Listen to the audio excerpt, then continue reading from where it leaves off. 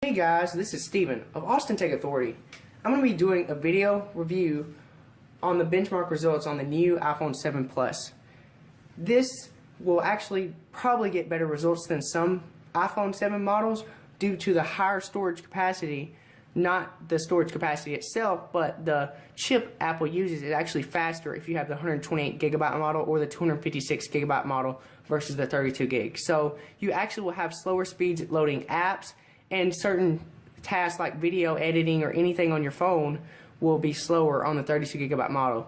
Also, if you have the AT&T or T-Mobile only model, you will also have slower speeds on your network depending on like the signal strength and things like that, because you have the Intel modem versus the Qualcomm modem in the iPhone 7 with Verizon or Verizon or Sprint. So you may actually have lower results on these tests, but overall you should have a similar experience on all iPhone 7 models, but your results may be lower depending on which device you have and storage options you have is also. So on to the benchmark results.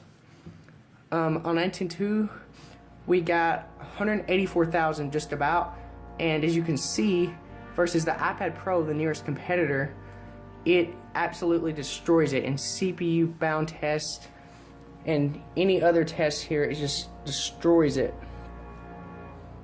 So as you can see, it's just impressive how the new iPhone 7 Plus is beating the new iPad, well, not the new, but the iPad Pro that just came out earlier this year. So that just shows how much of an improvement Apple has been making over their previous A9X to A10 chip.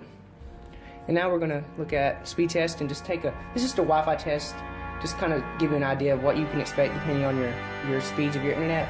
Ours is usually capped around 130 megs, so this is obviously going to be my network slowing the iPhone down, actually, not the iPhone slowing the network down. So it's actually not going to get any faster than this on my network. It could if you have Google Fiber or any other network, but overall the network on this phone is really good. Like I said, it will be a little bit faster than the T-Mobile or AT&T model, but you should get fairly similar results otherwise.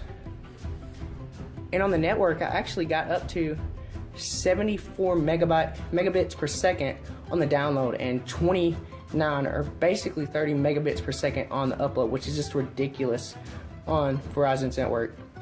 And now we're going to take a look at the Geekbench 4 test I ran, and as you can see, the multi-core score is extremely high and it beats any other device, even the iPad Pro, by quite some margin. So this phone blazes through anything you do, from app loadings to games. Actually, none of the games actually can utilize the full potential of the GPU or CPU of this device. So over time, this phone will be able to run anything you could throw at it. I'd say this is one of the best devices for performance overall. So if you want performance, the iPhone 7 is definitely for you. As you can see, the multi-core score is just amazing. Beats the iPad Pro by a massive amount. Now we're going to take a look at 3D Mark Slingshot, and as you can see, it scored 28,996. And then best devices, it actually, since it got 2,900, it actually is tied with the iPad Pro. So even though for some reason other iPhone 7s are only getting 1,900, I'm not sure why, but mine got 2,800 from this result. So I'm going to try to compare it if I can. Let's see. See, the iPad Pro on this test it's got 2 gigabytes of RAM, but this has 3 gigabytes, so it's just amazing how far Apple has come on their new processors. You can see 2,800 there. And now we're going to take a look at the next result, and this is Basemark OS 2. So the results on this device are extremely good, actually better than most others, because when I compared it, it actually was beating other iPhone 7s, and that's kind of odd, but good. I'm glad that mine is doing good, but otherwise, the score on this device is high. I'll show you if you want to look at the results versus other iPhones. See, it got that score, and then you compare it to other iPhone 7 Plus, it actually beat it by a lot, so I'm not quite sure why, but I guess it could be attributed to the storage option I chose as well.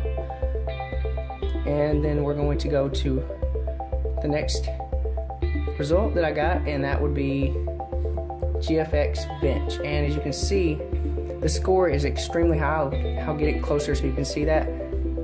It got 23 frames per second on Manhattan 3.1.1, and this is off screen. So I did off screen because I didn't want to taint the results by having on screen, because the iPhone 7, the original, the smaller model, actually has a much lower resolution screen. So I want this to be the same and as fair as possible by doing off screen tests, so it'll be apples to apples comparison, so to speak.